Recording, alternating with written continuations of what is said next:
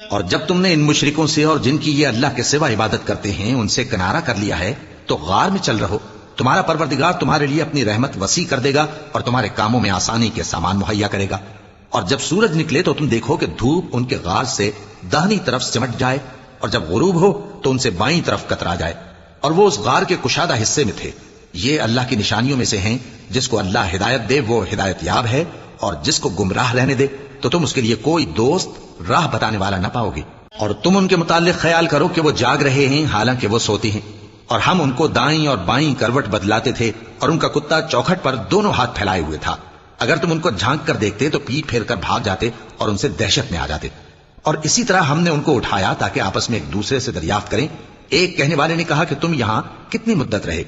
انہوں نے کہا کہ 1 دن یا اس سے بھی کم۔ انہوں نے کہا کہ جتنی مدت تم رہے ہو تمہارا پروردگار ہی اس کو خوب جانتا ہے، تو اپنے میں سے کسی کو یہ